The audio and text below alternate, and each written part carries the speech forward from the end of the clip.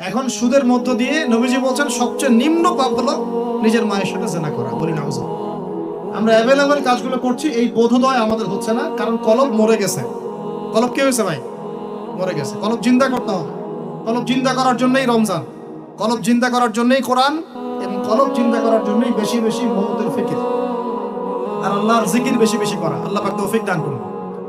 আবু জেহেলের যুগ ছিল সুদের যুগ। কিসের যুগ? এক নাম্বার, আবু জেহেলের যুগ ছিল শিরকের যুগ।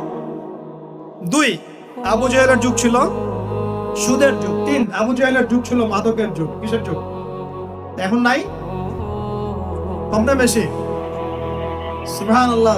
রাস্তাঘাটে দেখি ছোট ছোট ছেলে পেলে এই যে প্লাস্টিকের ভিতরে কি কি জানি খায়, ছোট ছোট ছেলে, একদম ছোট কচি কাঁচা বাচ্চা। এদের ভবিষ্যৎ নিয়ে ভাববেটা কি? আমাদেরকে ভাবা উচিত না ভাই? আমাদের যুবকদের মধ্যে বড় একটা অংশ আজকে মাদকের ভয়াল থাবায় ডুবে গেছে, যায় নাই? এদেরকে ফেরাতে হবে না? ফেরানোর জন্য আমি আমার পক্ষ থেকে একটা খালি নসিহত করবো, একটা নসিহত, অনলি একটা। সারা দুনিয়ার মাদক যদি সেবন করো, তোমার মনের কষ্ট দূর হবে না। মাদকের কাছে গিয়েছে কেন? আমি বলছি কেন গিয়েছে জানেন? এক সঙ্গ দোষ, কোনো খারাপ সার্কেলে পড়েছে, বলেছে আয় একটু সিগারেটে টান দে, কি সমস্যা? ও একদিন টান দেওয়া শুরু করেছে, পরে আস্তে আস্তে আস্তে আস্তে অভ্যস্ত হয়ে গেছে। আমরা ছোটবেলায় তাবলিগ জামাতে যেতাম, এই মসজিদ ওই মসজিদ, তো দেখতাম সেখানে আমাদের যে মানে কাফেলা থাকতো, সেখানে কিন্তু দুই একজন স্মোকারও চলে যায়, মানে তাই না? সেহেরি করেছি আমরা, সেহেরি করার পরে আমাদের এক বড় ভাই কি সেই নেশা, আমার সিগারেট কোথায়, আমি এখন কি খাবো, আমার সিগারেট কোথায়? তাবলিগ জামাতে। তারপরে মাশাআল্লাহ উনি তাবলিগ জামাতে গিয়ে আলহামদুলিল্লাহ এখন আল্লাহর ওলি হয়ে গেছে। মানুষ এরকম মানুষ আছে না, সিগারেটের চেইন স্মোকার, নেশা। দেখুন ওই স্মোক করতে গিয়ে আস্তে আস্তে বড় নেশা চলে গেছে, সঙ্গদোষ। দুই নাম্বার, ওই যে একটা প্রেম করছে জীবনে, প্রেমিকা ছেড়ে চলে গেছে, ওর ধারণা যে দুনিয়ার সব আমার চলে গেছে। একটা মেয়ে, একটা মেয়ে, মেয়ের অভাব নাকি দুনিয়ায়? হ্যাঁ, মেয়ের অভাব মনে করেন? শেষ জামানায় একটা ছেলের ঘাড়ের মধ্যে 40টা মেয়ে থাকবে। আরে ভাই 40টা বউ না, 40টা মেয়ে, মহিলা। মানে আপনার ঘাড়ে থাকবে আপনার স্ত্রী, আপনার কন্যা, আপনার মা, আপনার বোন, আপনার শাশুড়ি, আপনার খালা, সব আপনার ঘাড়ে। শেষ জামানায় মেয়েদের সংখ্যা আস্তে আস্তে বাড়তে থাকবে, ছেলেদের সংখ্যা আস্তে আস্তে কমতে থাকবে। যুদ্ধ বিগ্রহ বেশি হবে, মানুষ, ছেলে মানুষ একটু বেশি মারা যায় না, বাইরে চলাফেরা বেশি করে, অ্যাক্সিডেন্ট আছে, ওর অ্যাক্সিডেন্ট, এই সেই, যুদ্ধ বিগ্রহ। এমনি গড়ায়ও ছেলেদের কম, আর ছেলেদের জন্মহার কিন্তু মেয়েদের চেয়ে কম। আর শিশু ছেলে মারা যায় বেশি, মেয়েরা মারা যায় কম। ছেলেরা এমনিতেই সংখ্যায় কম হবে, আর শেষ জামানায় মেয়েদের সংখ্যা আরো বেশি বাড়তে থাকে। একটা মেয়ে চলে গেছে, ব্যাস আপনি জীবনটা নষ্ট করে ফেললেন। কি হয়েছে? আর এগুলো কিন্তু কোনো ভালোবাসা না, এগুলো হচ্ছে একটা আবেগ। এটার নাম কি ভাই? এটা জাস্ট একটা আবেগ। অনেক হুজুর দেখি এখন প্রেম বিশেষজ্ঞ হয়ে আপনাদেরকে ওয়াজ করে। হ্যাঁ, দেখা হইলে আমি বলবো তার সাথে যে এইসব প্রেমের সুরসুরি মার্কা ওয়াজ বন্ধ করতে। এগুলো দিয়ে যুবকদের উপকার হচ্ছে না। কারণ বিয়ে না করলে সংসার বুঝবেন কিভাবে? বিয়ে না করলে আপনি সংসার বুঝবেন কিভাবে? মনে করেন আমি বিয়ে শাদী করি নাই, আমি আপনাকে কি বিয়ের ওয়াজ করবো? আমার তো অভিজ্ঞতাই নাই। আর মনে করেন আপনি 2টা বিয়ে করছেন, কথার কথা, এখন আপনি বলবেন বাপ রে বাপ, এই কাজ ভাই আমি করছি, আপনারা করতে চান। কারণ আপনার অভিজ্ঞতা হয়েছে, অভিজ্ঞতা থেকে মানুষ শেখে না। সুরসুরি মার্কা ওয়াজ দিয়ে কি মানুষকে শেখানো যাবে? এই যে ছেলেরা মেয়েদের সাথে হারাম সম্পর্ক করে এক পর্যায়ে যে ছেঁকা খেয়ে মাদকের কাছে গেল, এখানে মূল সমস্যাটা ভালোবাসা না। এখানে মূল সমস্যাটা ছিল আপনি আপনার নফসের কাছে হেরে গেছেন, আপনি আপনার নফসের কাছে হেরে গেছেন, আপনি আপনার প্রবৃত্তির কাছে হেরে গেছেন। এটা ছিল একটা জেনা, একটা যৌনতা, এটা ভালোবাসা ছিল না। এটাকে আমরা বলবো আপনি হরমোনিয়াস হয়েছেন। হরমোন আপনার শরীর থেকে যে থ্রো করে, এই হরমোনের ফলে আপনি একটা হরমোনিয়াস হয়েছেন, দ্যাটস অল। আর যে মেয়েটা আপনাকে উঠতি বয়সে এইসব মিথ্যা প্রতিশ্রুতি দিয়েছিল, সেও ছিল একটা প্রতারক, কি ছিল একটা? সে নিজেও জানতো না যে সে নিজে কি করছে, সে নিজেও জানতো না সে চায় কি। তখন আপনিও বুঝতেন না আপনি কি চান। এগুলো আর জীবন জগৎ বাস্তবতা রেসপন্সিবিলিটি সম্পূর্ণ আলাদা জিনিস। ভালোবাসার সংজ্ঞা কি তাহলে? ভালোবাসার সংজ্ঞা হচ্ছে, ভালোবাসার ডেফিনেশনটা হচ্ছে যে আপনি যাকে পছন্দ করেন, যাকে আপনি ভালোবাসেন, তাকে আপনি কতটুকু বোঝেন, এটা হলো ভালোবাসার ডেফিনেশন। আপনি তাকে বোঝেন কিনা, আপনি তার স্বপ্নের পাশে অংশীদার হতে পারছেন কিনা, তার যে লাইফের অ্যাম্বিশন এখানে আপনি তার পাশে সাথ দিতে পারছেন কিনা, তার হাত ধরে থাকতে পারছেন কিনা, সে হোঁচট খেলে আপনি তার পাশে থাকতে পারছেন কিনা, হ্যাঁ সে খারাপ সময় পার করলে আপনি তাকে সাপোর্ট দিতে পারছেন কিনা, আপনি তাকে কনফিডেন্স দিচ্ছেন কিনা, এগুলো ভালোবাসা। আমরা আমাদের সন্তানদেরকে ভালোবাসি না? সন্তান পড়ে গেলে আমরা হাত ধরে তুলি, ওঠো কিছু হয়নি আবার যাও, এটার নাম ভালোবাসা। আর এই যে নোংরা সেনা, হারাম অ্যাফেয়ার্স, এটার মূল জিনিসটা যৌনতা। এটা কি জিনিস ভাই? যৌনতা। যারা বলে না এখানে একটা ডিভাইন লাভ আছে, ঐশ্বরিক লাভ, আমি বলি একটা প্রতারণা। ঐশ্বরিক লাভ না, এটা হচ্ছে শয়তানি লাভ। কারণ কি দেখেন, মনে করেন আপনি তাকে খুব ভালোবাসেন, সে আপনাকে অনেক ভালোবাসেন, তাহলে এখন তার সাথে দেখা করেন না, দেখাটা বন্ধ করে দেন, হাত ধরেন না, জড়াই ধরেন না, শারীরিক সম্পর্ক করেন না, আপনি এখানে তার সাথে পর্দা মেনটেন করেন, দেখেন পারেন কিনা। সে বলবে না আমি রাজি না। মেয়েও রাজি হবে না, ছেলেও রাজি হবে। মেয়েও একটু সুরসুরি পছন্দ করে, ছেলেও পছন্দ। আর এদিকে তো বিয়ে কঠিন করে ফেলা হয়েছে, এদিকে আবার পর্নোগ্রাফি ছড়ায় দেওয়া হয়েছে। তো সব মিলায় এরা নিজের চরিত্রকে হেফাজত করতে ব্যর্থ হচ্ছে। সলিউশন কি? সলিউশন হচ্ছে ভালো কাজে ব্যস্ত থাকা, নামাজ ঠিকঠাক মতো পড়া, কোরআনকে সময় দেয়া, রিজিকের সোর্স তৈরি করে আল্লাহর কাছে একজন নেককার মেয়ে চেয়ে নেয়া, এবং দিনদারিতে দেখে একটা মেয়েকে বিয়ে করে ফেলা। বিয়ে করবেন জাস্ট যখন আপনি কবুল বলবেন আল্লাহ পাকের কালিমাকে সাক্ষী রেখে, আপনি ফিল করবেন যে তখনই আল্লাহর পক্ষ থেকে এই অপরিচিত একটা মানুষের প্রতি আপনার একটা মহব্বত তৈরি হয়ে যাবে। এটাই ভালোবাসা, এটাই ভালোবাসা। আর এটা আল্লাহ রাব্বুল আলামিন সূরা রুমের মধ্যে বলেছেন। সূরা রুমে আল্লাহ বলেছেন ওয়াজআলা বাইনাহুম মাওয়াজ্জাতা ওয়া রাহমা, আমি আল্লাহ তাদের মাঝখানে মহব্বত এবং ভালোবাসা সৃষ্টি করে দিই। আল্লাহ সৃষ্টি করে দেন। আমাদের নানীদেরকে দেখবেন, নানা নাই, দাদা নাই, দাদি নারীদেরকে দেখবেন, বলবেন না আমি আমার স্বামীর ভিটা ছেড়ে কোথাও যাবো না, বলে না? তাদের বিয়ে হয়েছিল, দেখা যায় দাদার বয়স ছিল তখন 16 আর দাদির বয়স ছিল তখন 14। এখন তো করা যাবেই না, এটা করলে আপনাকে শাস্তির আওতায় নিয়ে আসবে। তবে 16 বছর বয়স আপনি জেনা এখন করতে পারেন, ঠিক আছে? নানির বয়স ছিল 10-12, নানার বয়স ছিল 20। এসব সময় বিয়ে হয়েছে না? 30-40-50 বছর সংসার করছে, কোনোদিন সংসারে ভাঙন হয় না, আছে না? আবার এটা ভালোবাসা। একজন আরেকজনের সম্মান বুঝতে শেখা, একজন আরেকজনের পাশে থাকা, একজন আরেকজনের স্বপ্নে পাশে থাকা, হোঁচট খেয়ে পড়ে গেলেও হাত ধরে উঠানো, পিছন থেকে কনফিডেন্স দেওয়া, তাকে বোঝা, রেসপেক্ট করা, সবচেয়ে বড় কথা বিশ্বাস করা। কি করা? ভিতর থেকে বিশ্বাসটাই হচ্ছে ভালোবাসার সবচেয়ে বড় নিদর্শন। বিশ্বাস নাই, এখানে ভালোবাসার কোনো দাবি নাই। তো যেটা আপনি মাদকে যেদিক দিয়ে গিয়েছেন, এটা একটা জেনার রাস্তা ছিল। কিসের রাস্তা ভাই?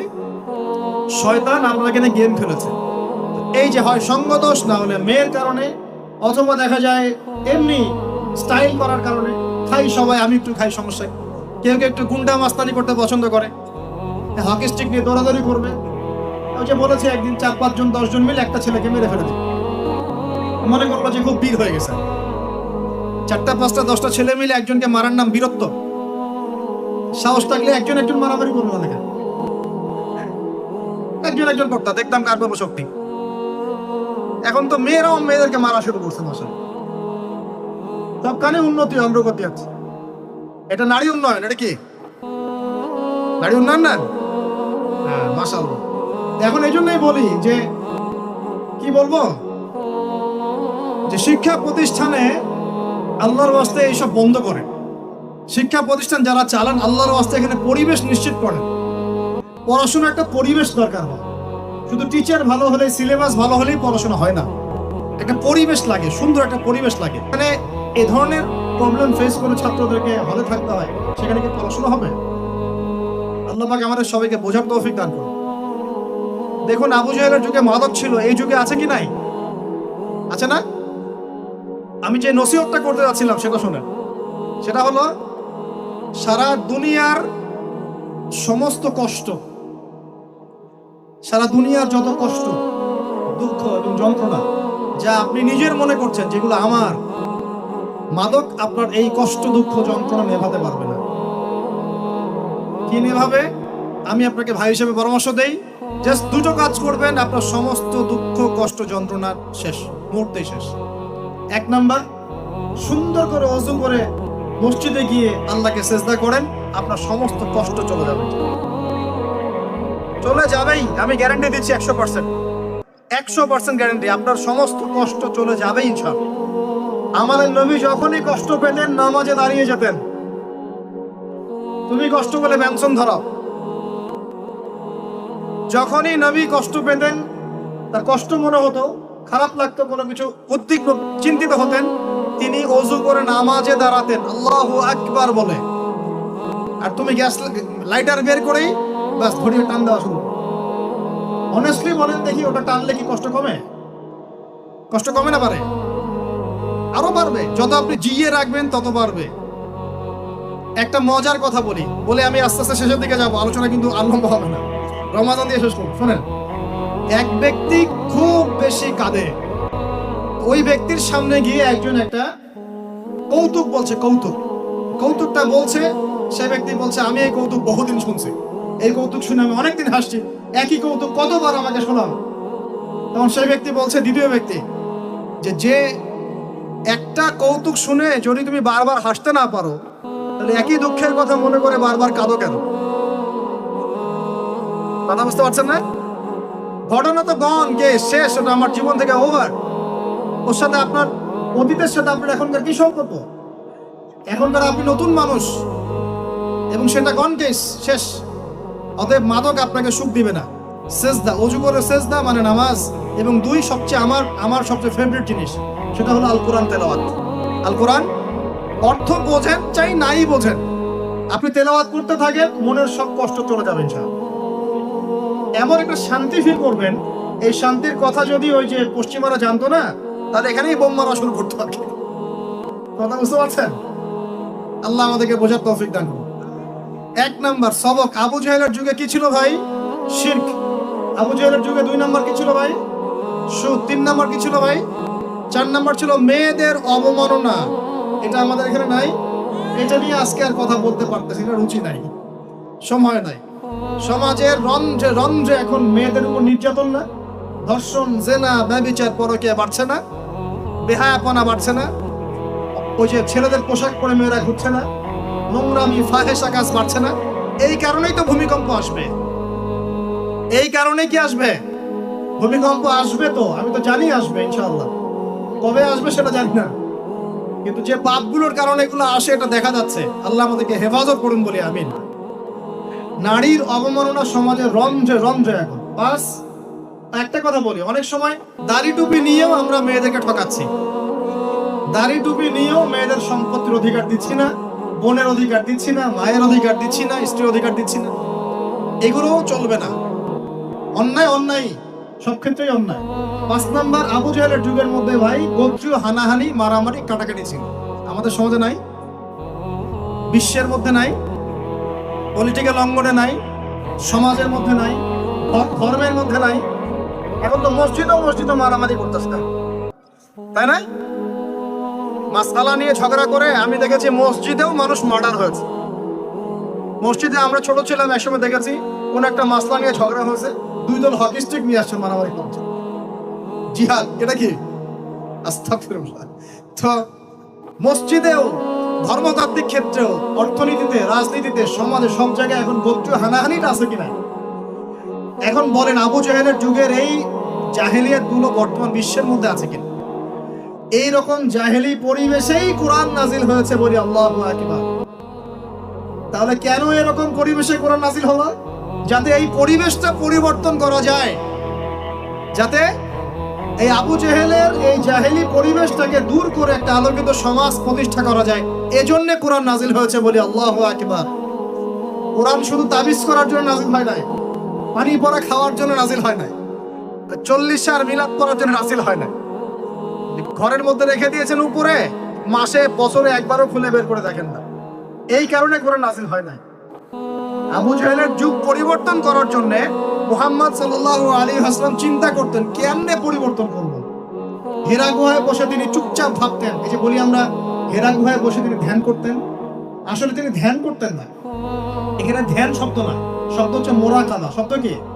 মোরাকাবা, আত্মপর্যালোচনা। মানে আমি কিভাবে এই জাহেলি মানুষগুলোকে চেঞ্জ করব, এই চিন্তা চিন্তা চিন্তা। এক পর্যায়ে আল্লাহ পাক কোরআন নাযিল করলেন। আল্লাহ, তার মানে কোরআন কেন নাযিল হলো? আবু জাহেলের যুগটাকে চেঞ্জ করার জন্য। এখন 23 বছর সময়ের পরে দেখেন তো, একটু এদিকে মনোযোগ দেন। 23 বছর পরের দিকে তাকান।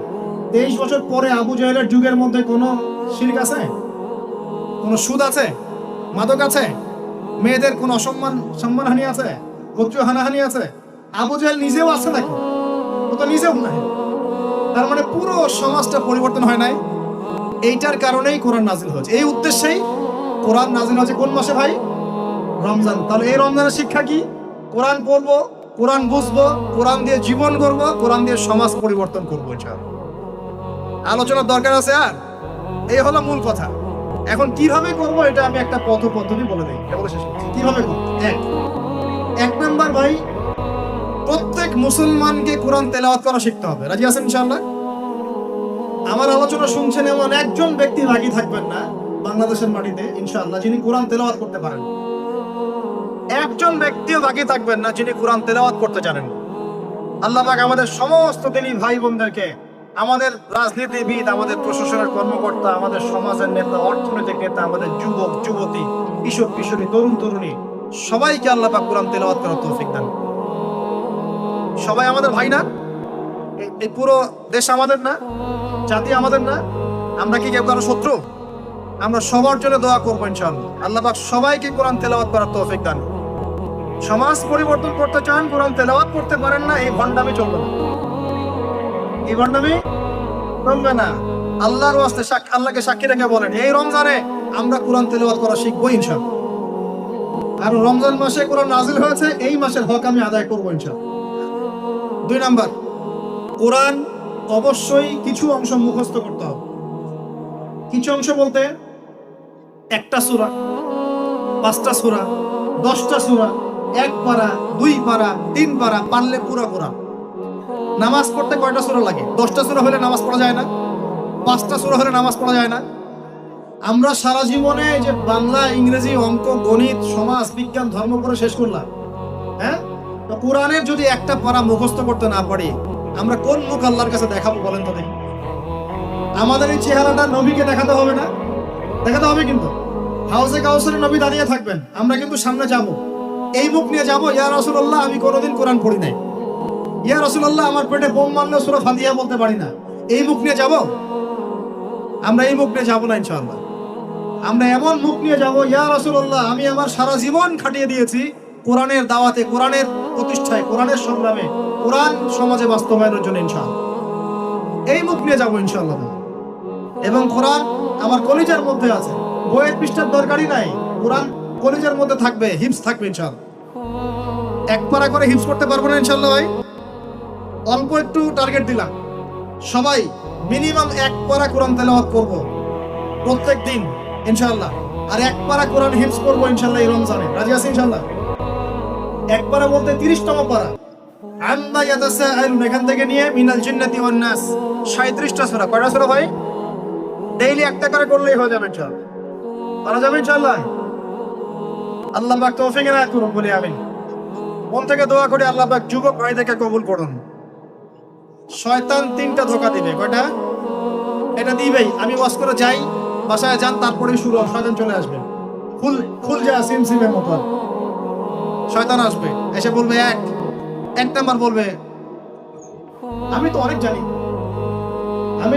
জানি, কোরআন অনেক তেলাওয়াত করেছি, শিখেছি, নুরানি কোর্স করেছি, তারপর কি বৈজ্ঞানিক পদ্ধতি শিখেছি, কবি মাদ্রাসায় পড়েছি, এই সেই, আমি কোরআনের অনেক জানি, ভাই আমার জানার দরকার নেই। শয়তান প্রথম এটা দিবে আপনাকে। মনে রাখবেন, জ্ঞানের কোনো শেষ নাই, জানার কোনো শেষ নাই। এখন আমার কাছে মনে হয় ইসলামের আমি 10% জ্ঞানও এখন অর্জন করতে পারি নাই। আল্লাহর কসম করে বলছি, এটা আমার কাছে এমনই মনে হয়। 2 নাম্বার, শয়তান এসে বুঝাবে যে তুই তো পারবি না রে বাবা, তোর দ্বারা হবে না। আমি পারবো না রে ভাই, আমার দ্বারা হবে না। এটা কঠিন, উচ্চারণ করতে আমার গলা ভেঙে যাচ্ছে, হ্যাঁ উচ্চারণ করতে আমার কষ্ট হচ্ছে, আমি পারবো না রে ভাই, আমার দ্বারা হবে না। এরকম বুঝায় না, আমার গলায় আমার আসে না, আমি পারবো না, আমার বয়স হয়ে গেছে ভাই, আমি পারি না। এটা শয়তান বুঝায় আপনাকে, আপনি পারবেন ইনশাআল্লাহ, আপনি পারবেন ইনশাআল্লাহ, আপনি পারবেন ইনশাআল্লাহ। 3 নাম্বারটা মারাত্মক, এটা যুবকদেরকে বেশি বোঝায়। সেটা হলো, আরে এত তাড়াহুড়ার কি আছে, এখন অনেক সময় পড়ে আছে, পরে শিখে নিব, আগে কেবল বিয়েটা তো করি, বাচ্চা কাচ্চা হোক, হ্যাঁ একটা বাড়ি করি, শেষ বয়সে গিয়ে শিখবো, হজ করবো, উমরা করবো, চিল্লা দিব, কোরআন তেলাওয়াত করবো। শয়তান শিখায় নাই, কোনো বুঝায় না। যুবক ভাই, এই ধোকায় পড়ে বহু যুবক কবরে চলে গেছে অলরেডি। এই ধোকায় পড়ে বহু মানুষ এখন কবরবাসী হয়েছে। তারা আল্লাহর কাছে প্রতি মুহূর্তে একটাই কথা বলে, রব্বানা আবসারনা ওয়া সামি'না ফারজি'না না'মাল সালিহান ইন্না মুকিনুন। হে আল্লাহ, আমরা আজকে দেখতে পারছি, পরকাল আমরা দেখেছি, পরকাল শুনেছি, বুঝেছি। আল্লাহ, তুমি আমাদেরকে একটা বার খালি দুনিয়ায় ফেরত দাও, না'মাল সালিহান, আমরা সৎ কাজ করে আবার ফিরে আসবো। সব সময় বলতে আছে পরকালবাসী, এখন সব সময় বলতে আছে, আল্লাহ ফিরাই দিবে। ব্যাস এতটুকু মনে রাখেন, শয়তানে 3টা ধোঁকা দিবে, আল্লাহ আপনাকে বোঝার তৌফিক দান। 1 নাম্বার কথা করছি ভাই, রমজানে কোরআন নাজিল হয়েছে, এই কোরআনের হক আদায় করবো ইনশাআল্লাহ। কোরআন রমজান মাসে কেন নাজিল হলো? আবু জাহেলের যুগ পরিবর্তনের জন্য। আবু জাহেলের যুগ একদিনে পরিবর্তন হয় নাই, নবীজি 23 বছর লেগেছে। একা একা করেন নাই, সাহাবীদেরকে নিয়ে করেছেন। কথা কি বুঝতে পারছেন, ধরতে পারছেন? এরপরে কি কি কাজ করেছেন বলে এই এই এই বাস্তবতায় এসেছেন। 1 নাম্বার, তারা কোরআন পড়া শিখেছে। আমরা সবাই কোরআন পড়া শিখবো ইনশাআল্লাহ। 2, কোরআনের একটা ন্যূনতম অংশ আমাকে হিফজ করতেই হবে, আল্লাহ তৌফিক দান করুন। 3 নাম্বারটা সবচেয়ে ইম্পর্টেন্ট, সেটা হলো কোরআনের অর্থ অবশ্যই বুঝতে হবে ইনশাআল্লাহ। এটা নিয়ে তো অনেকে তর্ক করেছে আমার সাথে গত বছর। আমি এখনো বলছি, কোরআনের অর্থ যদি না বোঝে কেউ, কোরআনের পরিপূর্ণ হক আদায় কখনোই হবে না। এটা আমার মন্তব্য। আপনার পোষালে আপনি মানেন, না পোষালে না মানেন। আপনার যদি পোষায় আমার বক্তব্য গ্রহণ করেন, না পোষায় না গ্রহণ করেন। কোরআনের হক যদি আদায় করতে হয়, কোরআনের হক আদায় করতে হয়, কোরআনের হকটা যদি আদায় করতে হয়, অর্থ অবশ্যই বুঝতে হবে। কোনো অবস্থাতেই কোরআনের অর্থ বোঝা ছাড়া আপনি কোরআন বুঝতেই পারবেন না, মানতেই পারবেন সম্ভব না। আমি একটা এক্সাম্পল, অনেক এক্সাম্পল দিয়েছি এর আগের লেকচারগুলোতে, একটা খালি বলছি।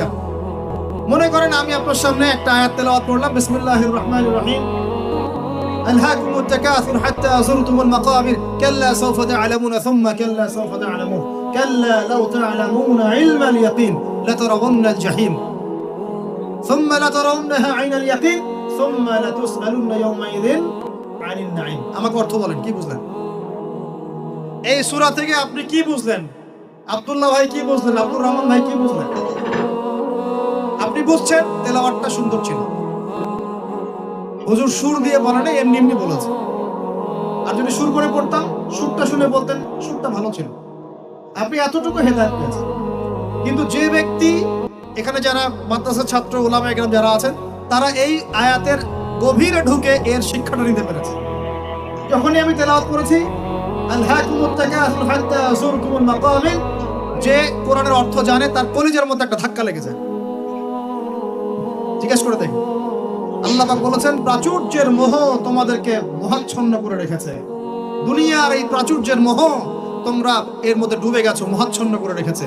যতক্ষণ না তোমরা কবরে যাচ্ছ, কখনো নয়, শীঘ্রই তোমরা জানতে পারবা। অপেক্ষা করো, শীঘ্রই জানতে পারবা। তোমাদেরকে অবশ্যই জাহান্নাম দেখানো হবে এবং কিয়ামতের মাঠে অবশ্যই তোমাদেরকে নিয়ামত সম্পর্কে জিজ্ঞেস করা হবে। যে এই অর্থটা বুঝলো, জানলো, তার কলিজার মধ্যে কোরআনের মর্মটা নাজিল হয়ে গেল। সে কোরআনের হকটা কি বেশি আদায় করলো না আপনার চাইতে? সে কোরআনের শিক্ষা অর্জন করতে পারলো না? এখন এই আয়াতের উপরে আমল করলেই তো তার জীবন সফল। এখন বলেন, অর্থ বোঝার দরকার আছে কি নাই? এভাবে প্রতিটা আয়াত যে ব্যক্তি জানে, সে তার জীবনটাকে সুন্দর করে গোছাতে পারবে না? সে দুনিয়া আখিরাতে সফল হবে না আমি হব? নিঃসন্দেহে সে ব্যক্তি সফল হবে যে কোরআনের এবং সুন্নাহর অর্থ জানে এবং বোঝে, আমল করে। আল্লাহ পাক আমাদের সবাইকে কোরআনের অর্থ বোঝার তৌফিক দান। এখন প্রশ্ন হচ্ছে, কিভাবে বুঝবো? মাদ্রাসায় পড়তে পারলে আপনি অটোমেটিকলি বুঝে যাবেন। তবে অনেক মাদ্রাসাতে পড়েও কিন্তু অনেকে অর্থ বোঝে না, এমনও আছে কিন্তু মানুষ। এটা তাদের সমস্যা, মাদ্রাসার সমস্যা না। মাদ্রাসায় পড়ানো হয় ঠিকই, ওই যে ফাঁকিবাজ স্টুডেন্ট থাকে কিছু। আবার অনেকে জেনারেল লাইন থেকে পড়েও কিন্তু অর্থ বুঝতে পারে, সুযোগ আছে। আল্লাহ পাক এটা খাস করে দেন নাই কিছু মানুষের জন্য, এটা সবার জন্য কোরআন। এখন পদ্ধতি কি? আরবি ব্যাকরণ শিখতে হয়, আরবি ভাষা জানতে হয়, এবং ক্লাসিক্যাল মাদ্রাসার কিছু কিতাব পড়তে হবে। এগুলো যদি পড়তে না পারেন, কমপক্ষে একটা বিশুদ্ধ তাফসীর বাসায় কিনে রমজান মাসে পড়া শুরু করেন। তাফসীর ইবনে কাসির নাম শুনেছেন? বাসায় কিনেন। মারিফুল কুরআন নাম শুনেছেন? বাসায় কিনেন। তাফসীরে জালালাইন নাম শুনেছেন? বাসায় কিনেন। কিনে পার ডে আপনি 10টা করে আয়াত পড়া শুরু করেন অর্থ সহ। ইনশাআল্লাহ 1 বছরের মধ্যে আপনি কোরআনের অর্থ বুঝে ফেলবেন। বুঝে না ফেলেন, আপনার ধারণা হবে কোরআনে কি লেখা আছে, একটা ধারণা হবে যে কোরআনে কি আছে। আপনি কোরআন সম্পর্কে অজ্ঞ এবং অন্ধ থাকবেন না। আল্লাহ পাক আমাদের সবাইকে কোরআনের হক আদায় করার তৌফিক দান। এরপরে কাজ হচ্ছে কোরআনের আদেশগুলো মেনে চলা। কোরআনে আল্লাহ যত আদেশ দিয়েছেন সবগুলো মেনে চলা। একই সাথে আল্লাহ যত নিষেধ করেছেন নিষেধগুলোকে বর্জন করা। এই কাজগুলো করার পর আমরা যখন কোরআনের দাওয়াত মানুষের কাছে পৌঁছে দিব, ইনশাআল্লাহ আবু জেহেলের সমাজ পরিবর্তন হয়ে মুহাম্মদ সাল্লাল্লাহু আলাইহি ওয়াসাল্লামের সমাজ হবে ইনশাআল্লাহ। এই কারণেই রমজান মাসে কোরআন নাযিল হয়েছে। কোরআন আমাদের সামনে আছে, রমাদান আমাদের সামনে আছে। এখন এই রমজান মাসে আমরা কোরআনকে কিভাবে মূল্যায়ন করব, কিভাবে সময় দিব, নিজ নিজ অবস্থান থেকে আপনারা এখন ভাবতে শুরু করেন। আল্লাহ রাব্বুল আলামিন আমাদের সবাইকে আপনাদের কোরআন বিশুদ্ধ করে তেলাওয়াত করার তৌফিক দান। আল্লাহ পাক আমাদের সবাইকে এই রমজানে প্রত্যেক দিন কমপক্ষে 1 পারা করে কোরআন পড়ার তৌফিক দান। আল্লাহ পাক আমাদের সবাইকে আল কোরআনের কমপক্ষে 1টা পারা হিফজ করার তৌফিক দান এবং কোরআনের অর্থটা বোঝার জন্য মেহনত করার তৌফিক দান। আল্লাহ পাক আমাদের সবাইকে কোরআনের আদেশ মেনে চলার তৌফিক দান করেন, নিষেধগুলোকে ছেড়ে দেওয়ার তৌফিক দান করেন এবং কোরআনের দাওয়াতটা মানুষের ঘরে ঘরে পৌঁছে দেওয়ার তৌফিক দান করেন। আগে নিজের উপর বাস্তবায়ন করব, তারপর পরিবার, তারপর সমাজ ইনশাআল্লাহ তাআলা। এবং নিজে একা একা নয়, সবাইকে নিয়ে ইসলাম পালন করব। ইনশাআল্লাহ আবু জাহেলের সমাজ পরিবর্তন হয়ে মুহাম্মদ সাল্লাল্লাহু আলাইহি ওয়াসাল্লামের আদর্শের সমাজ হবে ইনশাআল্লাহ। আজ হোক আর কাল হোক, আল্লাহ পাক আমাদের সবাইকে কবুল করে নিন।